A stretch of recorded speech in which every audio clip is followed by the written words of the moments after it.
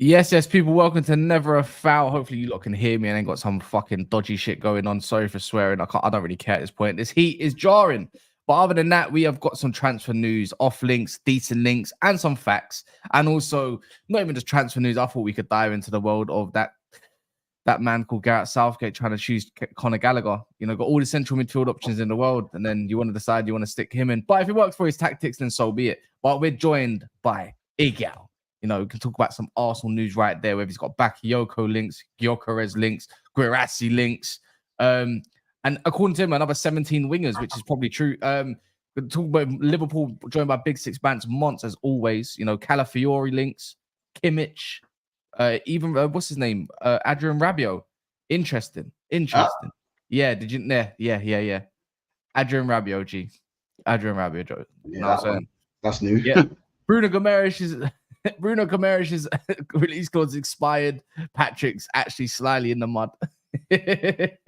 not because he wants this deal to happen more than any City fan other than Daps. I'll be real. You've got Tottenham. You know, Jay said he's had enough of his fan base at this point in time. And then we also got Mr. When we get Olise in the bottom. I ain't seen him since. Do you know what I mean? Oh my days. You know, Chez's picture, I didn't even clock that was Chez. You're fucking done. You're fucking done. I didn't even know that was Chez, you know. I didn't I weren't like with it for a second. Yeah, Chez, you're fucking done. You're done, you are. You know, I ain't seen you since the news dropped. But sorry, go on, continue the entry. So yeah, there you go, man. Oh man. But this is mainly going to be the panel going forward anyways, bar one person. Oh, this is interesting. And now my batteries have run out on my that's amazing. Oh no, I didn't. Yeah. But yeah, what are you saying, people, man? Yeah, out here, man. I'm just out here, man. Listen, the transfer news is going to be dead during the Euros. I always felt like the Euros is going to take all the thing, but even the Euros itself, there's no drama. It's just the games are just happening. Everyone's just like it's going about their business. It kind of feels like it's a dead time for news in general. So yeah, don't get yourself too worried that your team haven't made any moves yet. Because I'm seeing people online getting restless. Relax. Everyone's just chilling, watching. You know, but is it the Euros? Oh, is it the Euros or there's something going on here? No, there's two things. One, a lot of people spent money last year. So I know Arsenal, for example, we're waiting until July to do our business, to start doing our business. I don't know about other clubs, but if you don't know, after July 1st, everything you do transfer-wise counts on your books for next year. Yeah, so most teams might wait until next year because Liverpool had like their heaviest spend in a long time. I know Arsenal did. Man City definitely did. I don't know about Manchester United and Spurs, but majority of our clubs spent a lot of money last summer. So it might just be a thing where we're waiting to get it on the books for next year. Or maybe all of us shouldn't buy and just go into the next season like this and mano a mano again and see who comes out, you know? That's never going to happen. I don't know, man. I'm lost. I'm just waiting anyway because my club is busy anyway for the past 2 weeks, fighting the Prem. So maybe that's why they're busy with. So that's what's giving me hope. I'm gonna lie. I'm glad you lot are fighting the Prem, man. This is bullshit, in my opinion. Like it's true. Like, wait, are you with us now, Cass? Yeah, like bro, when you know what? It's not even about a fact of rivalry. Like if you want to just dive into that for like 2 seconds, yeah, bro. Like I think the Premier League take the piss.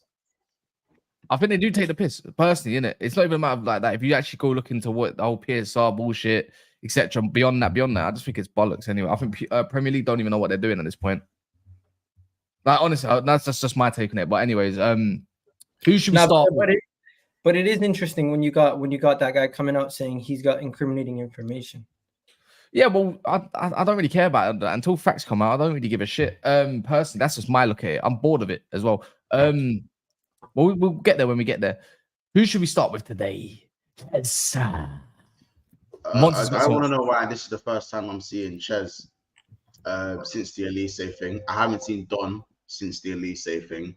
The only one who's come to really had to really take the bollocking. The one who really had to take a smacking pause was your boy, bro.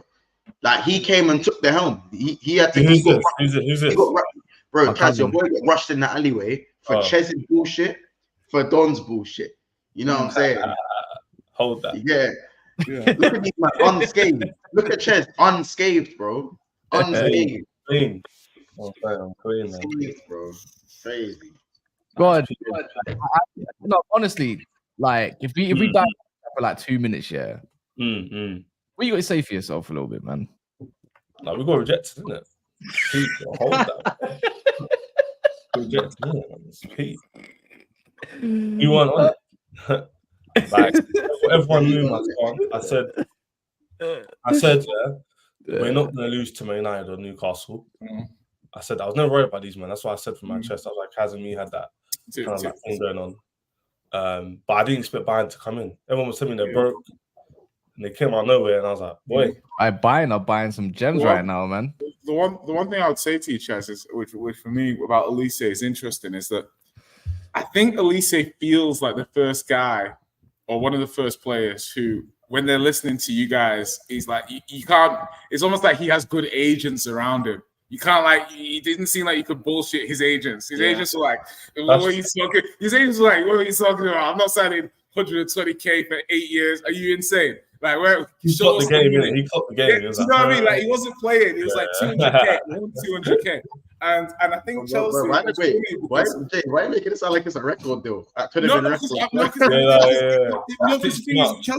Chelsea have done good deals. Like, you look at like a Cole Palmer, or you look at Enzo Fernandez, or a Caicedo. they were different. They were different kind of deals. Yo, Jay, how can you put Caicedo and good deals into the same equation?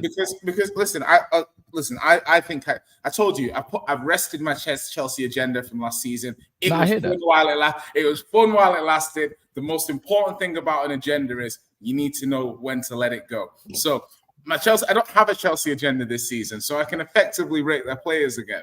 So Caicedo's a good player. Like I'm assuming we're going to see the best out of him in a system-based. We did see a lot of good stuff out of him, to be fair, Jay.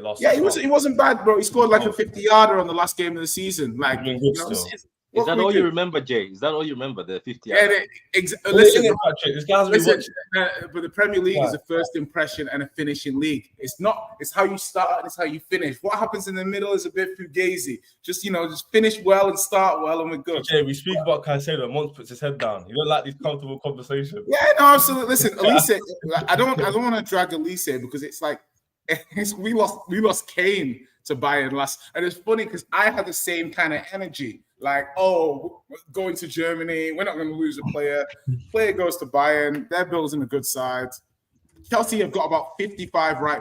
This could end up being a deal that actually benefits Chelsea, where they were trying to buy Olise, they were trying to buy another right winger. They got Kennedy. Shit. They've got Noni, they've got Cole, they've got all of these left-footed right wingers. And it's just like, maybe this deal, maybe Chelsea needed Olise to save them from themselves, to be fair. Yeah. Yeah. No, you're good. By the way, people, there's 300 people in the building. We're not even on 100 likes. We need 100 likes as soon as possible. Mons, don't sneeze. Hold it, G. Hold it, G.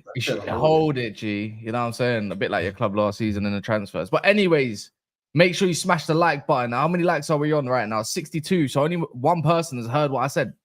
That's mad. Nah, come on, man. You lot, that's a bit that's more like it. Come on, man.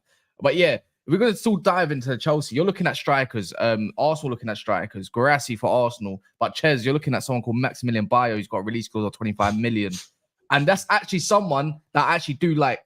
I'm not going to lie. I like him. Guy. No. Hoffenheim. Hoffenheim guy. That's Hoffenheim. Stuttgart is a Guirassy, innit? Stuttgart's a Guirassy one. I don't think you're gonna. It wouldn't make sense for you to get him. He reminds me more of what Arsenal would try to do. Maybe. It wouldn't even be first option for Arsenal in my opinion. But Maximilian Beier, young German player, plays for Hoffenheim. Got about 14 Bundesliga goals last season. 25 million release clause. That's someone I think like Chelsea could build upon. Runs in behind, quite tall, quite fast. I'm not I can't lie. Touch is a bit booky, but someone has to have a deficiency somewhere. Yeah, I'm not setting these targets. Obviously, people want the household names, but like everyone keeps telling me, you keep going down the list and you find the ones who are viable. Osimhen is priced out essentially. Alvarez is literally unmovable in terms of rival perspective. So you're looking at in the market, Sesko staying. Who's really that guy to come in? And people saying Tony. here or there, innit? Whether you like him or not as a player, who's really ready to come in and hit the ground running? I'm not too sure. There's nobody. So, that's what I'm saying. No one. That's what I'm saying. So people like and beggars are not choosers, Charles. Beggars are not choosers, you know. That's what I'm saying. People want to talk from one side of the mouth and go, the market's crap, and then the other side of the mouth they're going, who are these targets Chelsea are going for? It's like, pick your side, bro. Like, which one is it? Is the market good or not? For me, obviously the age of them is the differentiating factor for me, innit? If I want to give someone young, at least give me 22, 23, around my age. 19, 20, 18 is a bit mad. The Guy guy from Spain, he's a good player, but I've seen him, a few bits of him. Wise Scout looked at him as well. But I don't think he's ready to come in and hit the ground running. Whereas, like, get someone like Jonathan David, who's 2'4", I'm looking at him more likely to come in and hit the ground running and get at least 10 GA, 10 goals, for the league like Jackson did. So I don't mind these targets. If it works for Maresca, it works for what about that striker from Girona? What about the striker from Girona? Is nobody looking at him? The Girona striker. Oh, you talking about thingy? I forgot his name, but he's very good. Guy. Apparently, he's headed to Napoli. Dovbyk from Ukraine. He's headed to Napoli, apparently. This is bad, man. For us to be like starving. This is bad. I can't. I mean, the thing is like we're in an era where it's like a lot of the data of good strikers, they're getting older. Do you know what I mean? It's a newer generation, and obviously these players need to come through. Like which are the good strikers that are getting older? No, but it's more about ROI than good strikers now, because the thing is that there's a lot of the better strikers now have got not a lot of data, but huge transfer prices. Do you know what I mean? Yeah. Like Sesko, 65, but he's only got like 1 year of data. Maybe you're basically going off profile and projection. Like that's what a lot of these players are. And it's like, yeah, people will be like Gyökeres. My man was playing Coventry a year ago, and now they want 85 million. And I'm like, and I think sometimes fans will be like, "Oh, that's not ambitious." I'm like, all it takes is 2 Ndombeles to happen to your club, and you're finished. Do you know what I mean? Like you'll be doing PSR for the next 3 years trying to recover, because it's. And I'm looking at. I'll look at like a Jonathan David, and I think that's a good striker for a lot of teams. You know, he's got some good data, good risk. You're shaking your head, Igal, because it's like, oh, you watched him for Canada. Like, I'm sorry to tell you, Canada suck. So it's not his fault. No, 1 second. Are you prepared to build your whole team around Jonathan David? No, who's building the whole team around him though? He's not a complimentary. 1 second. He's not a complimentary striker. He's somebody who you need to funnel all the chances towards him for him to score those goals. Okay. So do you think Jonathan David, right, do you think he's a better striker than Jesus? No, I think Jesus. I think Jesus can score and contribute to a team in many different ways. Jonathan David is basically one-dimensional. So that's a good point you make. But my point is now, okay, you employ Jesus, who scored what, 4 Premier League goals last season? Yeah, and he had an injury. You employ Nketiah, who scored, I don't know how many. I would back that if somebody bought Jonathan David in the Premier League, he would score more goals than Nketiah and Jesus combined last season. You want to know something? If he was going to a West Ham, maybe. But if he's going to, he's been linked with West Ham, by the way. If he's going to a Tottenham, if he's going to a Chelsea, somewhere where you have wingers and you have players that he has to play. But what are you expecting? This is my thing. Is what are we expecting from strikers? Yeah, what are we nowadays? As in, like, what is a good? Because I'm hearing Xerxes and stuff like that, and I'm like, okay, why is Xerxes a better option than Jonathan David? I don't understand. Honestly, 10 goals to Bologna. 10 goals to Bologna, and all of a sudden you get put in the stratosphere. I said this the other day. People, are categorically ruling out players they never watched, really. Not saying a guy's one of the people, because he's Canadian, probably seen him. But a guy will be one of those people who say Rice performs poorly in England squad because of Southgate and the club he's in. But when it comes to the other players, it's they play for Canada, they're rubbish, so therefore. I'm not a big fan of Jonathan David personally. No, honestly, I don't like people just say, "Oh, he's crap." I don't think you have to rate. I will give you the perfect example. We've all signed strikers from either the French league or other leagues that have been absolutely on a tear in that league or have been doing well, right? They come into your team. What do you find? You find that you're not playing to their strengths. The ball's not going to their feet. Instead, it's going in behind. When they're in the box, they have too many people around them. They don't have the space and freedom to make their decisions. In my opinion, if you were to sign Jonathan David, you would need to make sure that you don't have as many box crashers and you give him more space in the box to make his movement. Also, you would expect that some of those chances that fall to Son or fall to Kulusevski in the box would have to fall to him and give him more freedom. Are you guys prepared? Yeah, but when you think of the profile though itself, if I'm true to, he probably suits someone like Spurs. I think he suits. He's a getting behind kind of striker. It's not just the striker.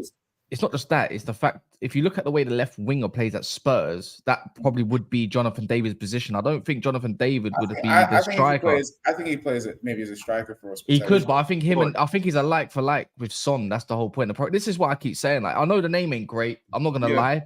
He's got 19. I think he got 19 league own goals. I'm gonna lie. Like I watched it. Like I said, I watched French League at the start of this season. I remember watching Lille versus Nice, and that was a shit game. And when I say now, it's just, for me, he suits what Chelsea Maresca wants to do for what, in theory, from what I can tell off of just reading of profile, or Spurs. It wouldn't make sense for me for someone like Arsenal, unless you're playing him off the left. It wouldn't make sense for someone like, well, actually, it would make sense for someone like Liverpool, maybe, even in theory. But it's a decent signing. When you figure the price, you got to think of profile and price. If it makes sense, then you have to bank on it these days. It's true. You ask me right now if I'm loving the fact that we're going to sign Xerxes. Ask me. Are you loving the fact you're going to sign Xerxes? No, I'm not. Not when Ivan Toney's available. This is what I'm saying. Why would I care for a guy? Like, I get it. Xerxes' profile is great, but I don't know what Man United and Ten Hag are trying to do. So I don't know what to get gassed off of. Do you get what I'm saying? Yeah, the one thing I would add on David, and I appreciate he's not for everyone. I like what he brings to the table at his age. To be fair to the kid, when what's his face? Bloody hell. When Osterman went to Napoli, he had worse stats than Jonathan David. Like reasonably worse stats than Jonathan David. And he made a big money. When Isak went from Sociedad, to Newcastle, he scored 6 goals that season. Sometimes you got to have some imagination. That's a good point. And he failed at Dortmund. Yeah, exactly. Isak failed at Dortmund, went to Sociedad, had 1 good goal scoring season. The following goal scoring season, he got 6 goals. And my point is you need some imagination. I like Newcastle because Newcastle buy undervalued assets. Bruno, even Harvey Barnes, all these players, they look at them and say, hey, fully fit, fully fledged, you're worth a lot more money. All I'm saying is Jonathan David, 2-footed, edge of, obviously plays on the edge, good goal scorer, great upside. Like, why would he not be better in a better team? Like, I don't think he's amazing, but I'm saying the criteria that people use to judge different strikers, they don't keep it fair equilibrium. Somebody will make excuses for Ivan Toney scoring 4 goals in 17, but turn their nose up on Jonathan David scoring 20 goals in a season. I just don't think people are consistent. Wait, I'm going to take your words, Jay. Jay said he might be thinking of making a certain, look, he's run away, certain channel. He said, I want to make a channel potentially around whatever. What makes a really good talent player, like what makes them look so bad or something like that? But then you say the words, you said it yourself. Go on. So I said, so basically I said that there's a difference between a good player who's in very good form and a very good player who's in bad form. And I don't think a lot of fans. No, you did not say that. And you didn't say very good. You said paraphrasing. You said an average player in good form, but a very good player in bad form. This is what you just described. Did you not? Ivan Toney. And then you got Jonathan David. You got a very good player, and then you got a bad player. Well, an average player. Okay. What the thing is that you can dig into all these figures in lots of different ways. All I'm trying to say is, if you want to make excuses for Toney, I want to offer context for David. Like Beier, like the thing for me is Bayer's 21. He's got 1 season of good data. At Hoffenheim. David's got 3 or 4 seasons now where he's played under different managers, different styles of play, and he's consistently getting over 15 goals a season. There's something in there. There's quality in there. Whether or not he's right for the team or whether or not you think there's better options out there is another thing. RJ, I'll give you one. Mark Guyu, whatever his name is, from Barcelona. Listen. I've not seen this guy play enough. I don't really know. I don't really know him. I've not really seen him, but so it's not for me to really comment. I'll just wait to see how he plays. You know what I mean? I've not seen him enough to have an opinion. To be fair. Yeah, by the way, you lot can't see me right now. You lot can't see me right now because something's beating down on my camera. I wanted to ask something because I'm confused by people and I'm confused by all the football fans and even the football channels. Because first of all, when I'm listening to all these names, Højlund, Darwin Nunez, and Haaland are starting to look like, obviously Haaland breaks the records, but people were complaining about Haaland slugging him all season, saying this is not the type of striker you want. So when I'm asking in the Prem, when you're trying to sign these strikers of yours, who are you comparing these strikers to? Because right now, to be honest with you, when I'm hearing these funny names or some of these names, Darwin Nunez is starting to look like a star. It's starting to look like a good investment for Liverpool. And Højlund is starting to look like a good investment for United. And City, people were saying, oh, this Haaland guy is one-dimensional. But look at him. He still bangs the goals. But you guys, from other clubs, what sort of striker are you looking for? Because these three strikers I've just named have got different profiles. Ask Monson ago while I try to sort out my camera. Yeah, go on. Yeah, so because these three strikers, Darwin obviously can hold the ball. Darwin seems to play football all around, but obviously he can't finish sometimes. Sometimes he can finish. Then we go to Højlund, who seems also to be a bit of an all-rounder, but he's also young, so he has to be consistent. Then we go to Haaland, who people say doesn't have a good touch, but will finish those goals for you and win those games for you. So for the guys, when you're discussing what sort of striker are you looking for, who are you comparing to now? Because as Jay says, a lot of strikers are running out. And if Haaland is still not good enough for other people, as most people say, he's just one dimension, he has no touch. What's out there for you guys? That's what's perfect. It's a very difficult question to ask. People don't know what they want, bro. They don't know what they want. They don't know if they want a gunman. They don't know if they want a hold-up striker. Because even if they get the gunman, even if he scores goals, they're gonna find a way to say, "Oh, well, it's all round game." His touch is horrible, yeah. Yeah, if he's a decent all-round player but doesn't score enough goals, the second the two wingers next to him stop scoring, it's he's a striker, he should be scoring goals. Everyone glorifies Bobby Firmino, but when Bobby Firmino used to play for Liverpool, let's not act like he wasn't criticized because he didn't score enough goals. He was criticized. But now that he's gone, people laud him like one of the best false nines to ever grace the Premier League. But when he was here, he doesn't score enough goals. Trust me, people just don't know what they want. Genuinely don't know what they want. The truth is, what Mon said, plus there's not what Jay said. There's not a lot of strikers out there that are young, that are of the profile that people like. Nowadays, you're missing a part to your game, or you're missing something to your game, or we haven't seen enough of you to even have that name recognition.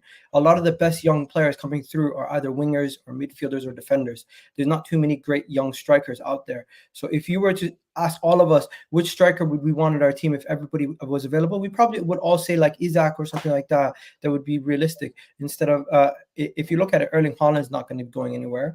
And I think if you go out there, all the good strikers have still not broken through yet.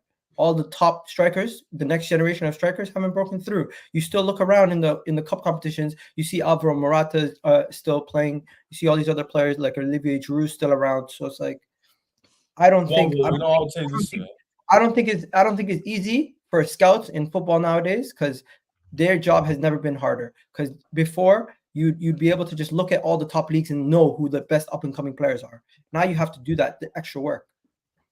So Jay, let me say one thing to Jay. Jay, so you were insulting my player Alvarez. He's also starting to look good, isn't he? I told you, Alvarez, Neil Maupay with ball striking. I'll never knock, because people think it's more of a knock than it is. It's just I do think Maupay is he's a good player. Like in most of the attributes that you see Maupay play, he's good. He's just not a good finisher. He's a good throw. Quick one. I've got a super chat. But I will say I want to answer Patrick's question. You go on that tangent. I want to say it all depends on your system as well, you know, because like the system makes the players. The players don't make the system. Because there's players that are in these teams that when Alvarez joined, he was sick, highly rated. He wasn't this level. When players join certain systems and certain managers that get the best out of them, it makes them look and establishes them as that player. For example, look at Odegaard. He was all right beforehand, came to Arsenal in the system, and now he's that touted as a world class. Before he joined Arsenal, he was not world class, nowhere near it. But you develop in the system and the player. So That's why when people are laughing, going back to my main point here about the names, it all depends if they suit the system, innit? So the striker we get might be young. And everyone's looking, why did you get Osimhen? He might come in and shoot the system and hit some amount of goals. Even Jackson, everyone at the end of the season are saying a lot of U-turns. People say, you know what? In hindsight, he actually wasn't that bad. He's not clinical, but overall, he's actually a decent striker for the money. Yeah. So it all depends on the very decent for the money. For the money you pay. That's what I'm saying. In hindsight, now you look at it going, raw. He's actually got a good upside. He cost what half of what Højlund cost. Bro, it cost. You got more goals than Nunez, and Nunez is spoken about every week. I'm not gonna lie. I would rather keep Jackson. I'd take Jackson at Spurs. I think no. I'm not saying I'll take him at Arsenal. I'd say I'd rather keep him than go get a Jonathan David. You will take him at Arsenal. He's better than Jesus. What do you mean, Jonathan David and Jackson? There's not a huge difference. Like, as in, like, they're both better than Jesus. There's not a huge difference between those players. You say it like. No, hold on. Well, there is. Hold on. Well, in what way? There's a massive difference in output. Yeah, because the sample size. I don't think so. That's not fair. What do you mean? I don't think so. Jonathan David gets 30 GA the last 2-3 seasons. Sample size. Okay, but remember, I said output wise. Yeah, but what's Jackson got the last 2 seasons? He's definitely got more than 10. Not 30 in both. Not 30. He hasn't got 30. So last season, I think Jackson got. So last season, Jackson got, what did he get? He got 19 GA in the Premier League. Yeah. Mm-hmm. And for Villarreal the season before, he got 16 GA in 26 games. I think that's pretty good data. I think he's getting there. Not a huge difference. But since when do you judge players? Since when do you guys? What? 1 second. Since when do you guys judge players on GA? Because you're the same people sitting here who tell me certain players are not that good, but they'll get. No, but Jackson on I was merely saying that 2 players have done. Like I probably think David over Jackson. He's more seasoned. He's a little bit more polished, but I just got more experience. No, Jay, keep it a buck. The only difference is David's has a bigger sample size. That's it. Why is Mons acting like there's a big differential? There's not. He's played more games. That's the only difference. If you remove agenda, it's so weird. I don't get it. I think if you remove agenda and stuff like that, it's like I like David, I like Jackson. I think Højlund's got a lot of potential, but it's everything. Like I think Jota's one of the best number 9s in the league. Like it's just, I don't think the quality of when I think a player is a very good number 9. It's more reflective of the quality of the number 9s that I'm comparing them to than them being an amazing number 9, period. So if I say, go on, Jack. I'm saying like, so if I say that Nunez is a top 9, I don't necessarily think he's a amazing number 9, but I think if you look at the number 9s in the market, I'd prefer to have Nunez than a number of the other options that are out there. Do you see what I mean? In the league, is there anybody on Erling Haaland's level? No. Then the tier below, I would say Isaac. Is anybody on Isaac? No, Watkins. Watkins is the one who's been. Watkins. Yeah, I'd say Watkins and Isaac. Okay, and then I say Watkins, Isaac, and I think you can make an argument for Son as a number 9. But a lot of people are let's not do that, because then we're gonna have to include Salah. Son has good data as a number 9. But we're not talking about wide goal scorers. So you go. No, but Son played as a number 9 for half of last season. Then you can also count. Leave it.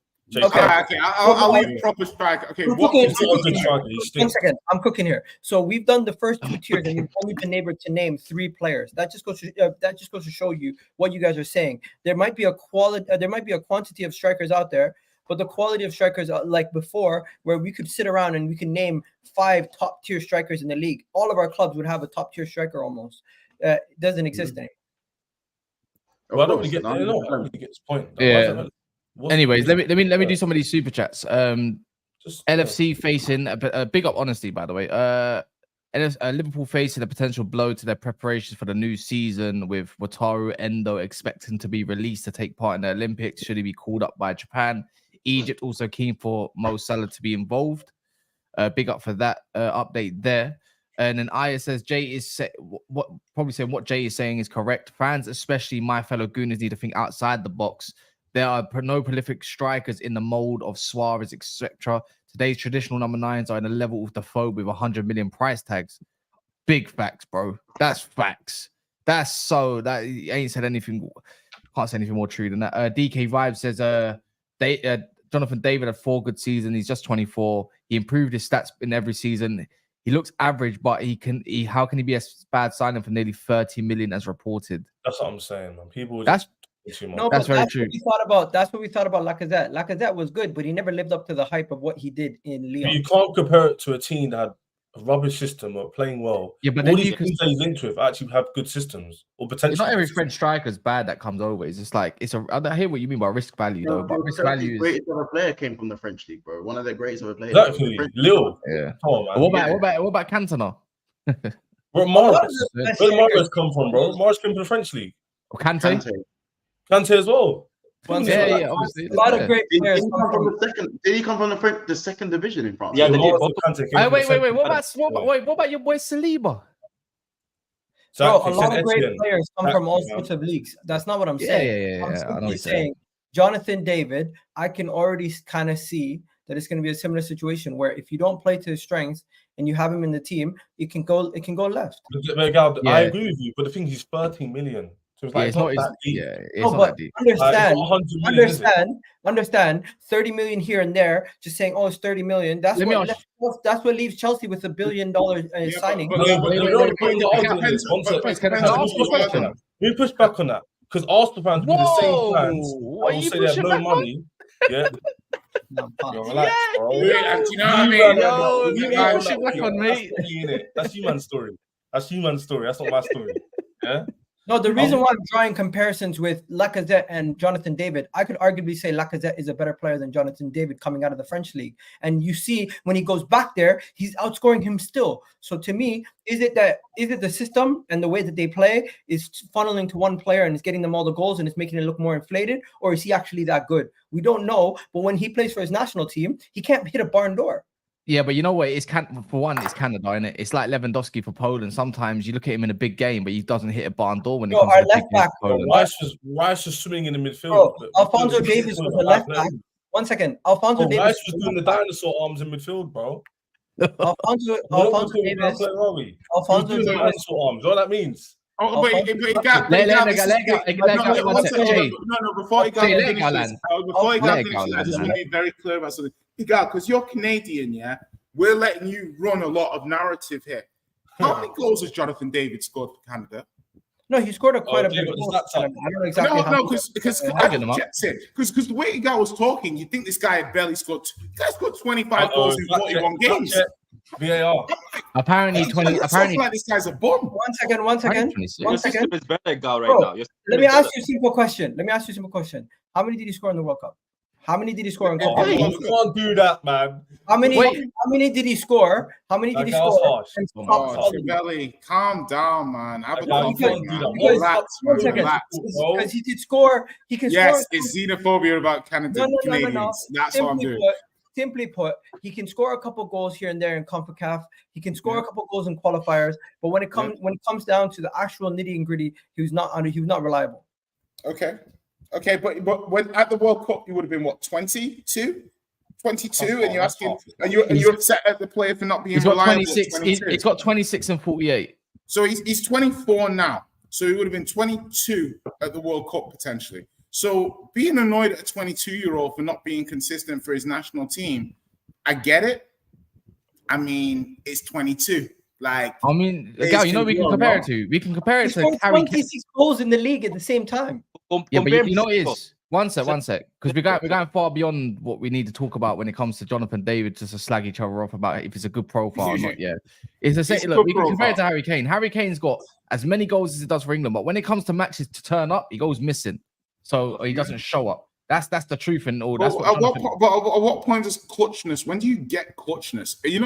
Sometimes you have to develop it. You either got clutch genes or you don't, innit? I don't know. I think you can develop clutchness. No, of course you can. Depends what kind of player you develop into. Not one just becomes clutch just off the bat because you know what, I'm born. Guess what I've got? I've got the perk called clutch on, like it's flipping FIFA and making your pro. But you know what I mean? But anyway, let me do this. Honestly, big up again. He says, question, should Havertz be dropped? A poll of almost 140,000 German fans found that 90% wanted Havertz dropped from the starting lineup and replaced by Nicholas Füllkrug. And another one as well. He says another question. You know what? Let me do your first question first, and then I'll bring that up. Pause. I'm going to say mine off the bat. It's just a quick yes or no. I'm going to say yes. First test for Germany, Switzerland, and instantaneously, Füllkrug looked a lot better as the team as a whole. Actually, you know what? Even when he come on before and he scored an offside goal plus a goal, I think he looked better. I think they just looked a little bit. It makes more sense because you either got Wirtz and Musiala doing Gundogan off of Havertz. But I'm not going to act like Havertz wasn't good in the first 2 games either. So let's not forget recency bias on that. Switzerland were just very good, by the way. 1 second, Kaz. Kanji was very good. Go on. My counter to that is it's easier to come off the bench with tired legs and go at them late in a game and get a goal compared to the 90 minutes as a striker. You might start him off and you'll see a different level of performance from him. So, the reason why they're saying that is because they don't. He's playing as the 9 and he cannot play, but I feel like Füllkrug is actual 9. He could probably be better in the role. That's probably why they're saying that. Havertz isn't doing bad for his level. I feel like Füllkrug, when he comes on, he looks like actual presence. No, but Havertz could also be the reason why these other guys next to him are having such good games. And don't forget, there wasn't as much rotation in that 3rd game. But if you go into the 4th game and you make a change in the striker, let's see how the dynamic changes around the wingers. Also, it could change a lot of things. It might not be the same level of space for the wingers. Definitely, they should see the difference if he starts. But I hear you saying. I think if it's not broken, don't fix it. Guess what? Go with the same team, and if you need a gunman off the bench, you still have that gunman off the bench. I hear that. Yeah, I agree on that one. And another one says, question, why isn't Chelsea looking at Lois Openda? He got very good numbers for Leipzig. Even Guirassy from Stuttgart is 28 and Chelsea in the experience. We're literally looking at both players. Openda's got a release clause. Openda's linked to us as well. Next summer of 80 million euros. So it's 80 million next summer. 80 so million. They won't. If people like Openda's profile, you should like Jonathan David's profile. Yeah, I was going the exact same thing. Literally, they're very similar players. I don't know. You know what I mean? Like you should like if you like Openda, you should like David. Hey, tell me about this guy. Who's this Openda guy? What you get is he's basically centre forward. Just listen, my thing with Openda, he's lightning. Yeah, he's lightning. He's a good finisher. Cold this season, by the way. He played well at Lens. Took the step up to Leipzig. Played well at Leipzig. Plays across the front line, plays on the edge of the striker, good movement, lots of going in defenders' blind spots and cutting across them. So my number 1 striker profile if Tottenham are going to buy somebody. You know what it is? I think if I'm correct, if I'm correct, according to what when Ty used to gas him up, he was scoring. Openda's better than David. He was either scoring in consecutive games or every other game, basically. Like he was just like that. But then again, is he a front 2 striker or by himself type striker? Openda, if you don't want to talk about Openda, his finish is washed as well. Yeah, so I was going. Look, bro, this is what I don't get. Like, don't get me wrong. I think as a player, he looks quite good, especially in the Champions League. But we cane someone like Jonathan David for his finishing ability when Jonathan David puts up way more goals than Openda could even dream of. Like, yeah. Like, what do you want? Do you want an output machine, or do you want just a good player, or do you want a blend of both? Because when someone is a blend of both, the argument's going to be, he's not doesn't excel in one or doesn't excel in the other. Like, what do you want? You want to know what people want? What worked at Arsenal? I think people want players. Chess, because obviously they're the ones linked to him.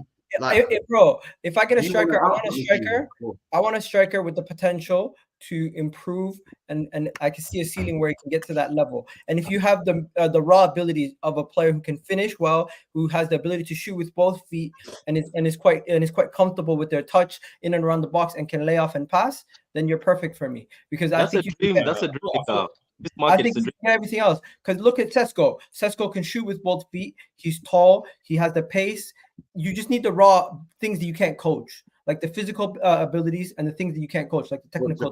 That's like, but there's certain things that raw players aren't always coachable. Like, again, for me, Darwin Nunez is a very raw player. He has almost everything you need as a striker. But for me, you can't coach that finishing instinct. I think you can finish well and on form. Like, when your confidence is high and you're on form, your finishing can improve. I think what you can coach him is to stop overthinking things and just use one type of finish, because he's not cerebral. He doesn't get into a situation and already know what he's going to do. So stop making him think too much and just tell him, every time you get in this situation, take this type of shot. Every time you get into this situation, take this type of shot. I don't know why it's so difficult for players to think in those moments. We should just, because there's too much, because this is why system football needs to kind of just piss off in a way.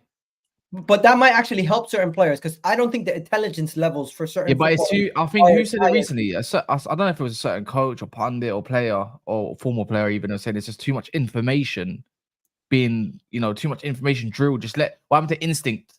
What happened to all of that? What happened to just because that's what you call watch style football. Look how that ended up. They don't learn. They don't learn the. They don't learn the. They do though. But you can't say that. You can't say they don't. You can't say they don't learn. That's literally how he plays. Usually, players just develop based off their talent alone. Like system helps average. Systems mainly help average players, bro. That's what it is. Why do you think Alvaro Morata looks like such a better player at the age 30? Because he's so much more experienced now. He knows the things that he was able to do and what he's not able to do, and he's a better striker now. But he never really went into systematic football. Morata's just been all over the gaff. He just does Morata things. My point is, as you get older, you might not be physically as good as you used to be, but you're smarter as a footballer. And these young players, they're just not smart enough to get themselves into better goal scoring opportunities. No, but you wouldn't say that. They are, but it's just too much information these days. They have to do a lot.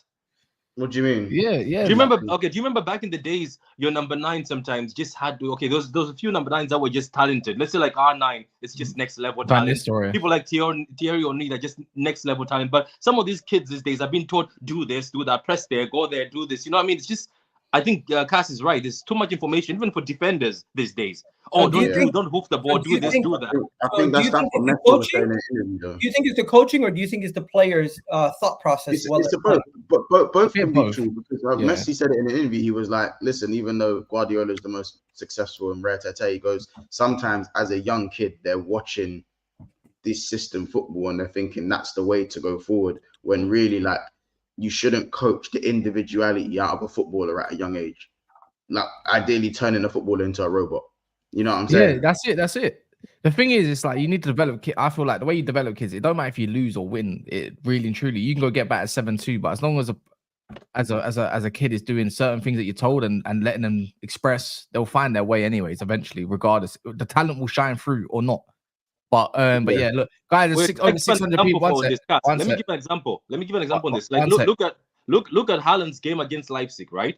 He wasn't like some games where Guardiola tells him, "Oh, come back." He comes back. He has to link and this. But look at him against Leipzig.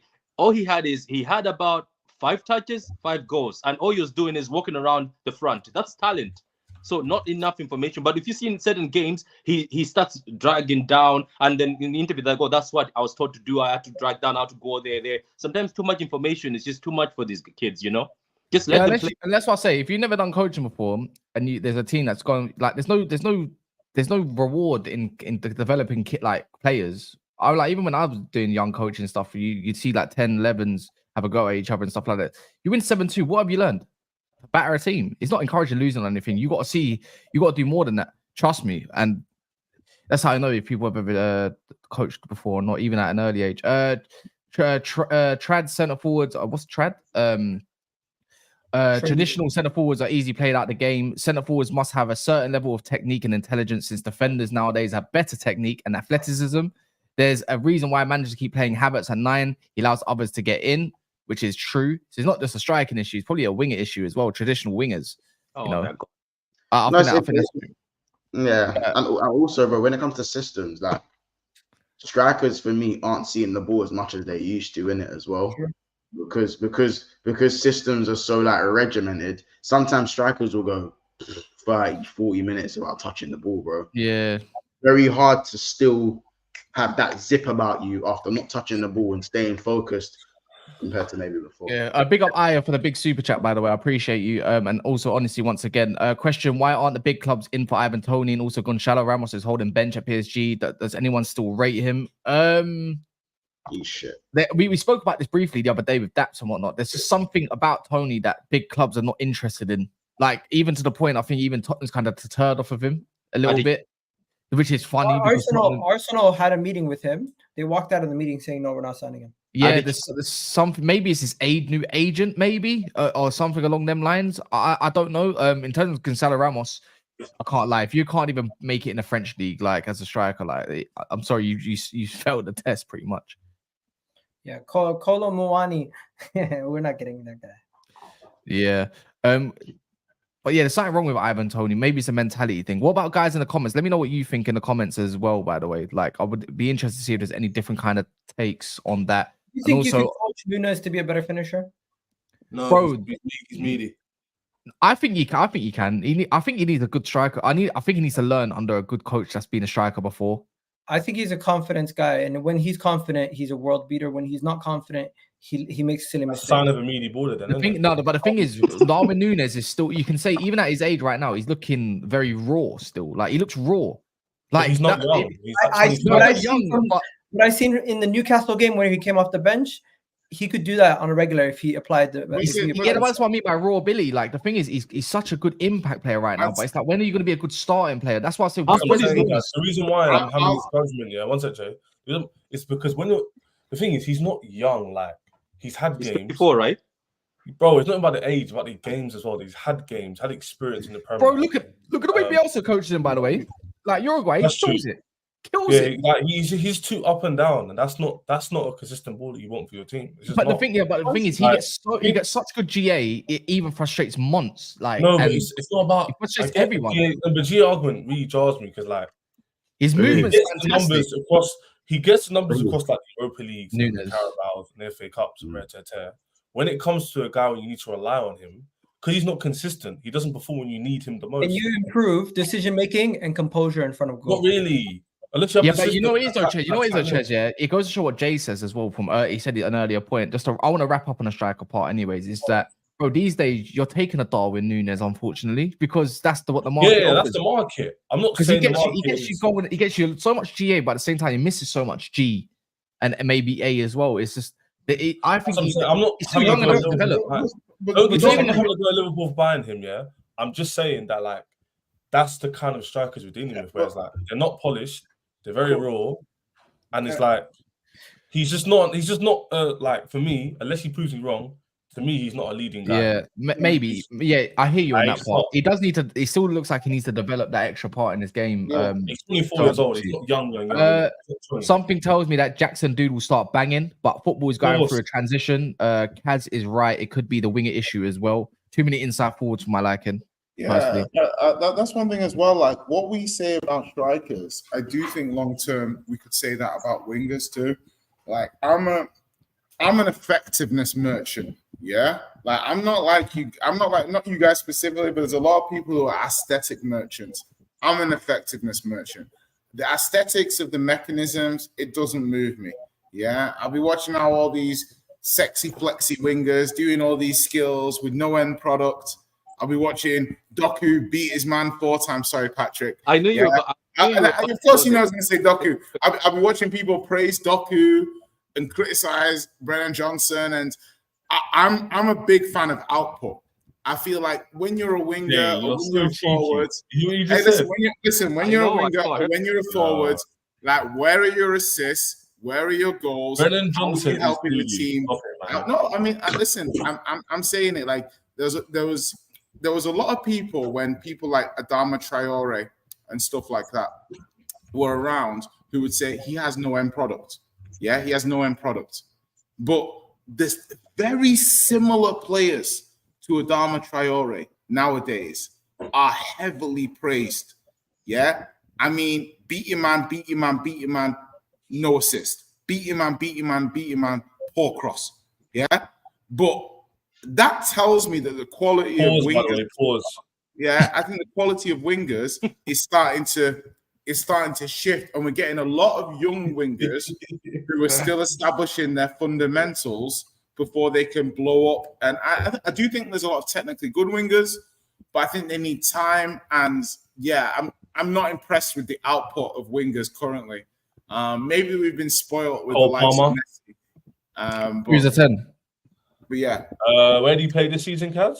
But I thought you wanted to play him in a 10. I thought you wanted him in a 10 next season. Don't bring up the Olise thing because it's tired. Yeah, but I thought you wanted him in a 10. Bro, where did Palmer play last season? No, I know that, but I'm not. I'm just right saying. wing, You just predominantly right wing. No, One second, I know why does last season matter when you have a new manager? You don't know if Cole Palmer is going to play. It's true. It's a good point. That you enjoyed last season. It doesn't really matter anymore. What's your point? Are you saying he's going to fall off? No, I'm just simply saying, why does it matter? You have a new manager. He could be asked to do different roles. I never argued that, but Kaz was saying he wasn't a winger last season. No, I didn't say he wasn't. I said I thought he was a 10. Like, you lot want him in a 10 so much. Where do you want Palmer? I'm not getting impressed here. Hold on, guys, please. My hands are up. No, I'm not getting impressed. This is what you do 24/7, bro. You don't like it? Because you brought in Cole Palmer. I don't mind getting ball. You don't like it? Yeah. Where do you want Palmer to play, Chess? I don't say that. Where do you want? Chess. Why would you want to move 28? What is it? 28 GA from the right? Like, what's the point? Put him in the top. Last goal scorer in the Premier League season. Just want to put that in. And also, Chess. So you want Palmer right wing? Is it? Boy, this conversation. Really No, my thing as well. One interesting thing about Palmer for me is I'm really interested to know what the material effect of taking Gallagher out of this team has on the dynamics in the team. Like whilst we know specifically he was not perfect for that position, I want to know how he facilitated the other players playing and whether or not taking him out of the team has an impact on other players' positions, the ability to track other runners. For example, letting Cole Palmer float and not have to track back as much because he knows he's got someone like Gallagher who will do his running for him. Little things like that. Obviously, there's an argument to make that everything went through him, so his numbers got inflated. That's the argument people make. So his numbers are a lot higher than they should have been, or they could have been. But what I would say is to that argument that he's a very good quality player who's seen the league and was very consistent across the league. That's what I would say. He's very consistent. From the very he started at Nottingham Forest at home and we lost, all the way to the last game of the season, he's been extremely consistent. That to me shows his order. If his numbers go down to 10 and 10, or 12 and 10, or 10 and 9 to the goal and assist, I know he'll have a good impact on the team. That's it. 10, right wing, I don't really care. That's it. Anyways, what if you buy a striker who takes over the pens? Is Palmer going to have the same output? I can't see us buying a striker that will displace Jackson. So the only position in our team that will fundamentally change will be the left wing. Okay, cool. Yeah. Guys, you want to move to other? Well, yeah, obviously, because I've been waiting for this striker debate then for a minute, but it is what it is, isn't it? Did any see Brazil versus Costa Rica? Ronaldinho was right. Braille is so dead. That game was so boring. Brazil was falling off a cliff. I didn't watch it. I'm not staying up to all them dumb times, but I didn't watch it. Watching the Edmonton Oilers. It's horrible. The what? The what? You oiling up who? No, it's a hockey team. Oh, never mind. Funny you say that, Jay. Do you rate Saka? He brings more output than Flair. I rate Saka very, very highly. I think Saka's brilliant, and I think his decision making is probably his best attribute. I don't see him making bad decisions almost ever. Like even when I was watching him for England the other night, and someone was like, "Oh, he's got no big shots on the." He's the only player for England the other night, offensive player that offered a sense of calm when he got the ball. I forgot we're playing today. Fucking hell. Yeah, so exactly. So we're playing the end today. Let me ask you a question. Yeah, do you think that Olise is a better player than Saka? I think that. Yes or no? I just want to hear your answer. I think that he's. You can argue he's maybe honestly, like mate. Honestly, they're both two very good right wingers, but they play the role very differently. No, but they're still in the same position, Jay. Nah, bro. Because the thing is, it's like Olise has the potential. I've never even seen Olise against a low block. Yeah, do you know how wild that is? I've never seen this. Jay, bro, just quickly, bro. I don't even want to interrupt you like this, but bro, it just comes down to people not appreciating body of work anymore. You do that's what I'm saying. Do you see what I mean? It's just Olise. Better than this guy. Bro, you do something consistently for 4 years, yeah. And then it's just like, you know what? Someone comes on and does it once, and they might look a little bit more prettier on the ball, and all of a sudden, the 4 years that someone's done something consistently is again almost redundant. And personally, I think the better footballer argument is just the way some at times, not every time, to be involved in a conversation that you're not really involved in. Yeah. No, why does this do the conversation? Yeah, a great point. It's almost like take away the body of work. Who's the aesthetically better footballer? Why does this do the conversation? Don't get me wrong. If you ask the question, I do think because if you ask the question, I didn't ask you the question. I asked me. But anyway, do I just do the conversation? Yeah.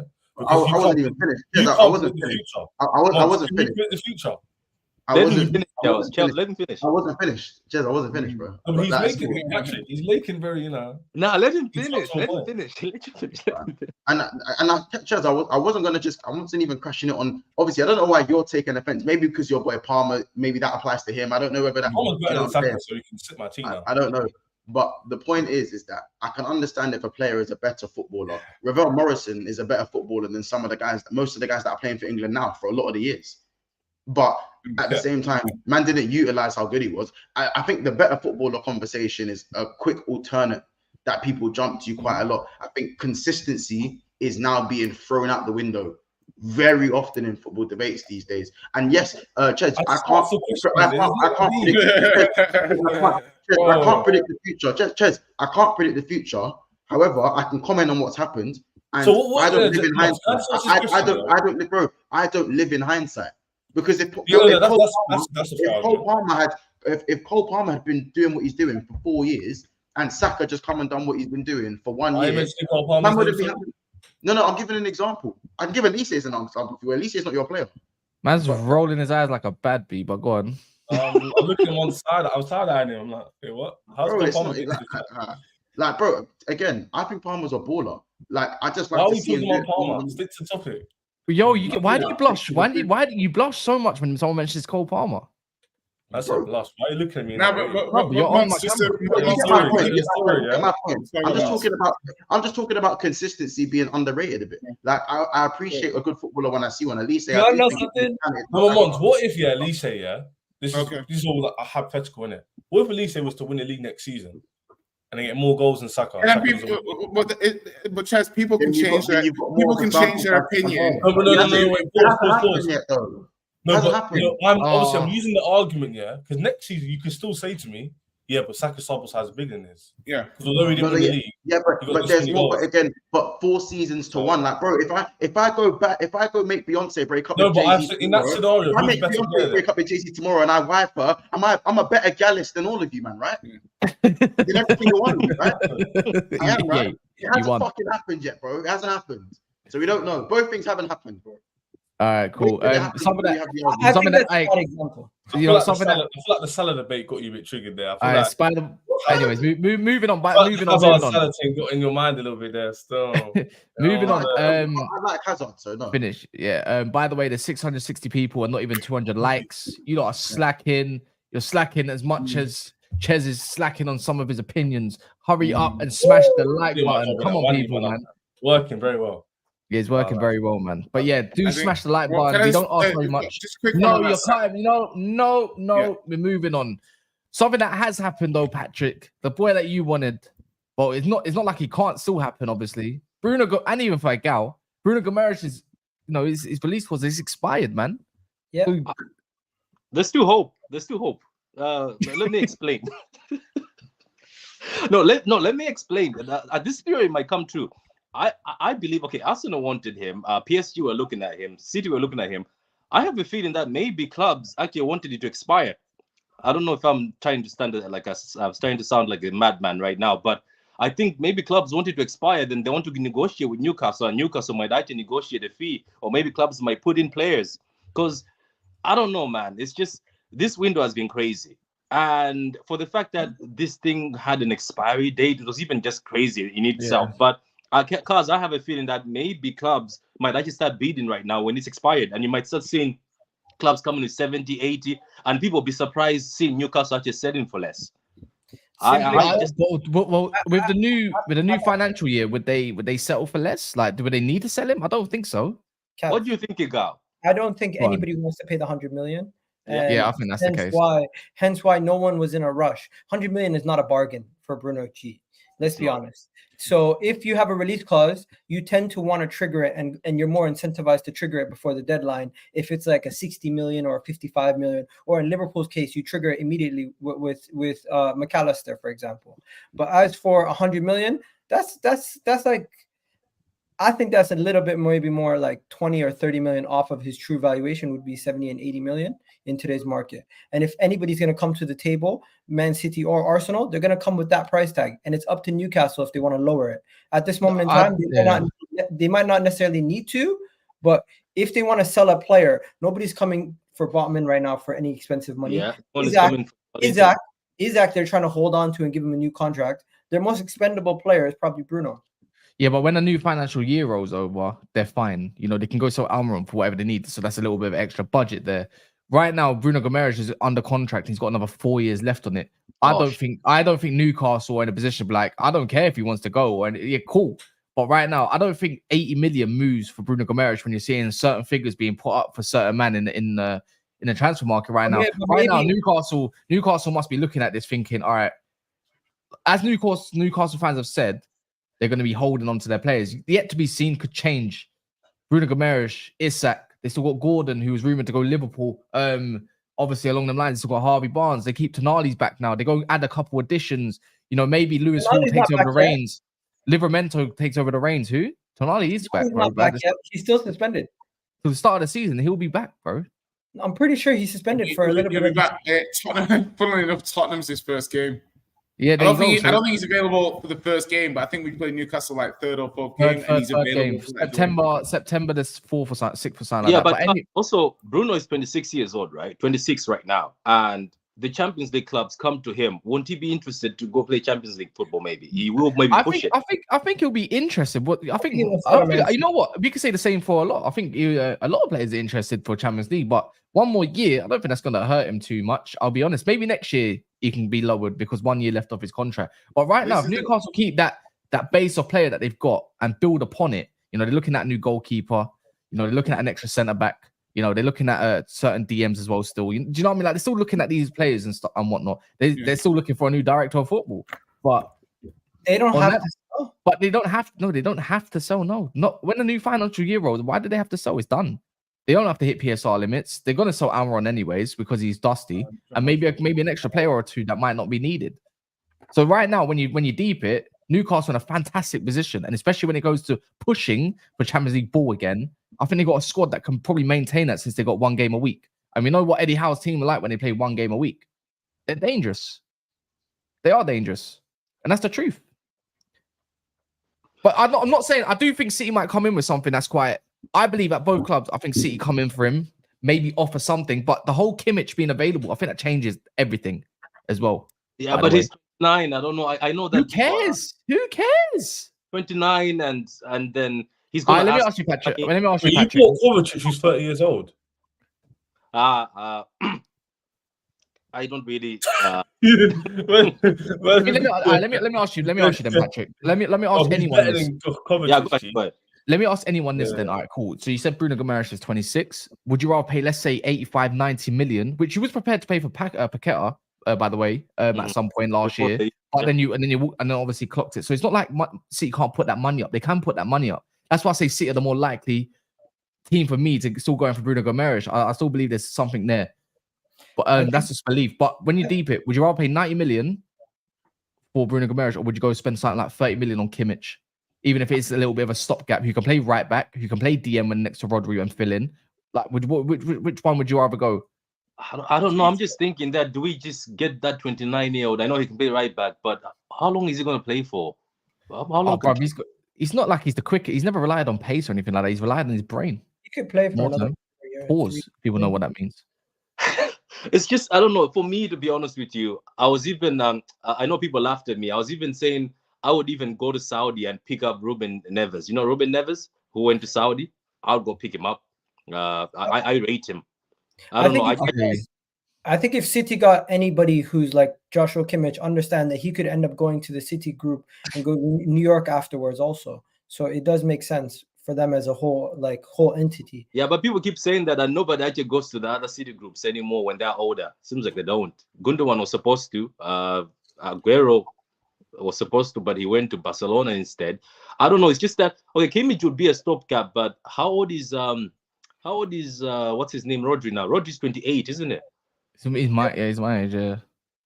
I don't know, cause I was looking even. Okay, look, for that 100 million, why don't City invest in that kid, Joao Neves from Benfica? I don't think so. I said it's adapt. I think you're not getting Wharton next season. That's his successor. Yeah, I saw some links. Yeah, it's Sam Lee in that reported it. I remember. So that's. I'm gonna head off, but I'm just gonna say Joshua Kimmich is probably gonna go to Barcelona. All of us arguing about it. He's gonna probably end up at Barcelona. Barcelona love a free transfer. Where are they gonna get the money? They can pay him, and it's a 30 million pound transfer fee, so it's not that much. Barcelona trying to get rid of Gundogan because they can't. They have to go to the FFP or something. That's what the rumor is now. Hey, bro, Barcelona always find a way, and if they're gonna get somebody, they're gonna get somebody with that name value. I genuinely believe maybe, yeah.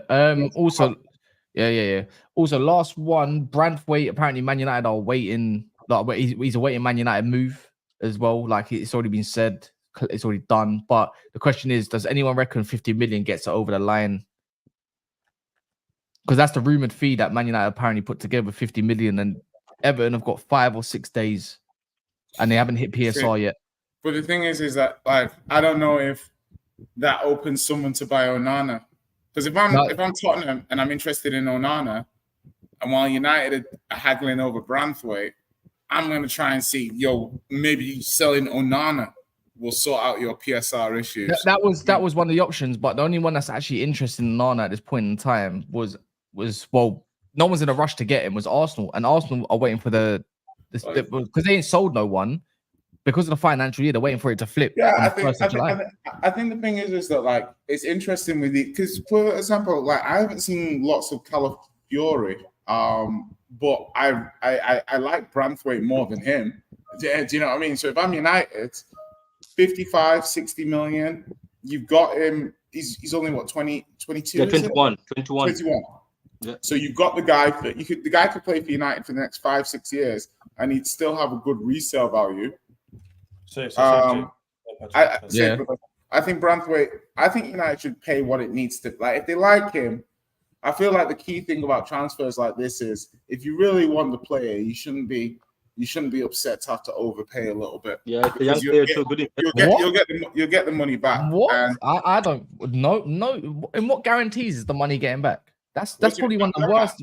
When you deep it, Man United's been getting taken for a ride out of its tax. Man United tax, Maguire's of the world, Anthony's of the world, Mason Mounts of the world. The one thing I think Man United have tried to claim to the world is that they're broke. Not better than Branthwaite. Calafiori is not just what most man didn't even watch him. I think he's more of a I've watched Calafiori a couple of times. He's not a better centre back than Branthwaite at all. No, not maybe a better left back than him, but he's not a better centre back. But I think, for me, like, Everton's got no. I think we put Everton into a no choice kind of position right now. No one's bidded for Onana. No one's actually strongly gone further in negotiations with Onana. There's 6 more days. Not saying it can't happen, but no one's gonna. Maybe a bid might come in for him because of what they need. But if Man United's putting up 50 million so they can reach their PSR, then if that's the case, I think that's good. I think that's good negotiation tactics by Man United for the first time in about. In about what, 20, like nearly 20 in 2 decades. No, but I agree, and I'm looking. The way I'm saying is, if United want to pay 50, then if they have to pay 55, I don't think it's a big deal considering. It's not a big deal. I don't think that's a big deal either. No. Yeah, that's what I'm saying. So, but the thing is it's got to be, like, within the profile of what you want to say. I'm sure United mentally have said, let's not go over 55. Maybe they said, let's not go over a certain amount, and I think he's worth it for United, because if you're one, they've got the whole point of Lisandro had quite a few injuries last season. Shaw had a lot of injuries last season. If you can Varane's going. Yeah, Varane's going. If you can rotate Lisandro, Branthwaite, and Shaw, 3 players for 2 positions, considering the injury problems, I see that for United. It works. So, Ruud van Nistelrooy worked under Branthwaite as well, which kind of helps. Yeah, so exactly. So that's promising. But yeah, I think looking at Branthwaite, I think United definitely do the deal. But I think if they don't do it before the deadline for PSR, they might end up having to pay around 60 for him, because I don't think Everton should have no motivation to sell him on the cheap. once they've passed the risk profile of not selling him. And the risk profile is a hefty fine and point deduction once again. Yeah. So maybe it's like poker, isn't it? Then at the moment, I guess both sides are looking for which one's gonna. Bro, if you have to sell, you have to sell, man. It is what it is. But and this is what don't I mean. forget they have Omar now. They have Omar from City, who he's coming from the school where you walk away. You will walk away. You know, Omar and the City boys always walk away if you don't get what they value a player at, so they can walk away. Yeah, I hear in that part. But anyways, look. Other than that, I want to just one little touch thing. I just want to know his thoughts. Monts, what are you saying about Adrian Rabiot, man, as an option? Bro, I don't know where you found that because I was trying to look for it, bro. I couldn't even find it. But I don't know. He doesn't listen. If it was on the top, I would have said no chance. But he's still one of Deschamps' favorites. I'm not a massive fan, but I'm not gonna sit here and say he's a bad player. I think it's pretty much been attitude problems with him. If I'm wrong. What do you mean? Go. All you gotta do is Google it as well, and you see multiple stories. Yeah, that's what I'm saying. It's outside of the football that's an issue. I don't think that's kind of the Liverpool way. So I don't know, man. Talent-wise, though, I'm not gonna act like he's not a very talented midfielder. French Scott McTominay. You reckon you don't rate him talent-wise? You know what? If I can't lie, I'll take him at tidy, man. Let's not say he's tidy. Yeah, I like. You know what it is? I like him as I don't like when he drives forward. When he goes forward, it pisses me off because his lack of option, his decision making poor. Like, but everything that surrounds him has been all right, even with his mum of late. Don't get me wrong, but she just causes issues eventually, man. I'm sorry, man. Big up Mumsy, but boy, she's a bit of a scallywag in it at times. Is what it is. I'd rather not. But if it's a cheap deal, though, man. It's a cheap deal. You know what's the maddest thing? Liverpool have been linked with this guy. Liverpool have been linked with this guy, yeah, for 6 years.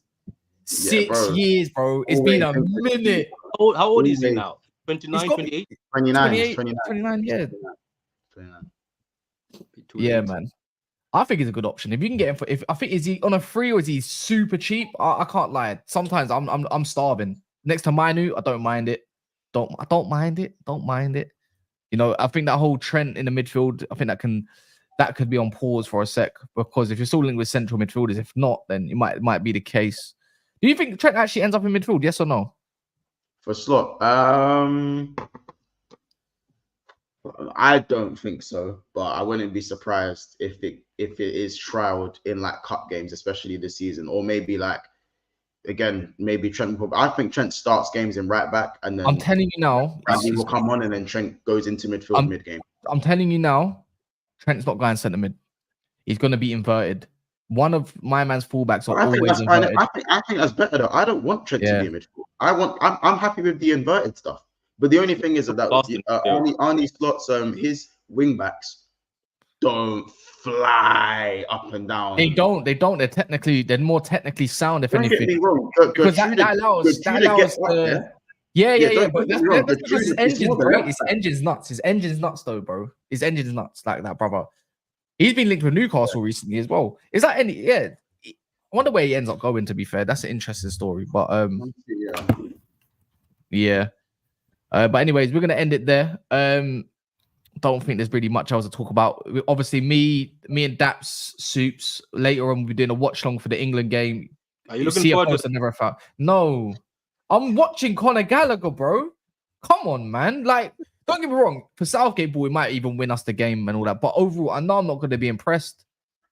I know it, but is what it is, isn't it? And then also we're going to be doing at 5 o'clock. What's the games? Is it Poland, Netherlands versus Austria? Yeah. And then France versus Poland, I believe is. We'll be doing a double watch along for that on TIFO as well. It's in the description below alongside Patrick's channels, obviously Monts, and this is going to go over to Gal's channels and whatnot. So yeah, man. Remember, Monts on Big Six Bands is going live at 2 p.m. So you're doing nothing at 2 p.m. Just go over there. And right now, this will go to a Gal's channel. So go see what shit a Gal's saying so you can give me the clips. Because anything mad that he's saying, I need them. But yeah, in a bit. Hope you enjoyed. And big up all the super chatters, by the way.